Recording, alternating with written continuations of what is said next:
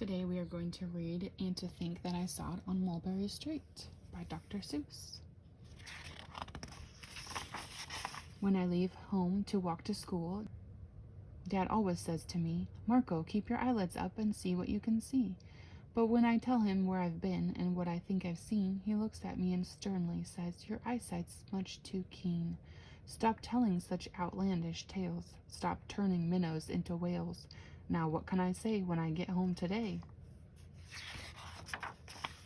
All the long way to school and all the way back, I've looked and I've looked and I've kept careful track, but all that I've noticed, except my own feet, was a horse and a wagon on Mulberry Street.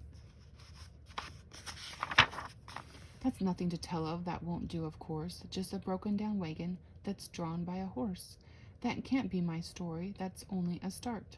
I'd say that a zebra was pulling that cart, and that is a story that no one can beat when I say that I saw it on Mulberry Street. Yes, the zebra is fine, but I think it's a shame, such a marvelous beast with a cart that's so tame.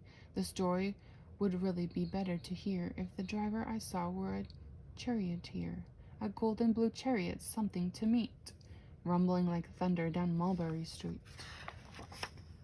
No, it won't do at all. A zebra's too small. A reindeer is better. He's fast and he's fleet, and he'd look mighty smart on old Mulberry Street. Hold on a minute, there's something wrong. A reindeer hates the way it feels to pull a thing that runs on wheels. He'd be much happier instead if he could pull a fancy sled. A reindeer and sleigh? Say, anyone could think of that.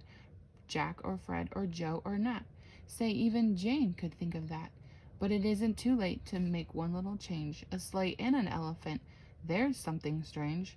I'd pick one with plenty of power and size, a blue one with plenty of fun in his eyes, and then just to give him a little more tone, have a Raha with rubies perched high on a throne. Say, that makes a story that no one can beat when I say that I saw it on Mulberry Street.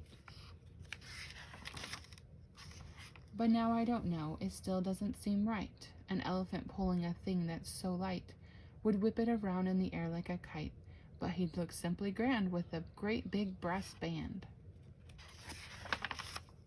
A band that's so good should have someone to hear it, but it's going so fast that it's hard to keep near it. I'll put on a trailer.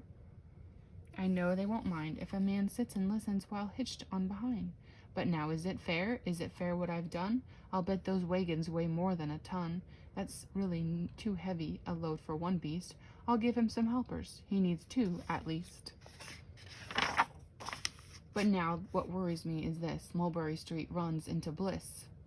Unless there's something I can fix up, there'll be an awful traffic mix-up.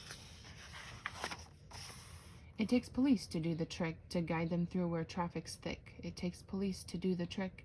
They'll never crash now. They'll race at top speed with Sergeant Mulvaney himself in the lead. The mayor is there and he thinks it is grand, and he raises his hat and they dash by the stand. The mayor is there and the aldermen too, all waving big banners of red, white, and blue. And that is a story that no one can beat when I say that I saw it on Mulberry Street. With a roar of its motor, an airplane appears and dumps out confetti while everyone cheers. And that makes a story that's really not bad, but it still could be better. Suppose that I add a Chinese man who eats with sticks, a big magician doing tricks, a 10-foot beard that needs a comb. No time for more, I'm almost home. I swung around the corner and dashed through the gate. I ran up the steps and I felt simply great, for I had a story that no one could beat, and to think that I saw it on Mulberry Street. But Dad said quite calmly, "Just draw up your stool and tell me the sights on the way home from school." There was so much to tell, I just couldn't begin. Dad looked at me sharply and pulled at his chin. He frowned at me sternly from there in his seat. Was there nothing to look at, no people to greet? Did nothing excite you or make your heart beat? Nothing, I said, growing red as a beet, but a plain horse and wagon on Mulberry Street. And thanks for watching. If you'd like me to read other books, let me know in the comments. And give me a thumbs up if you like the story. Please don't forget to subscribe.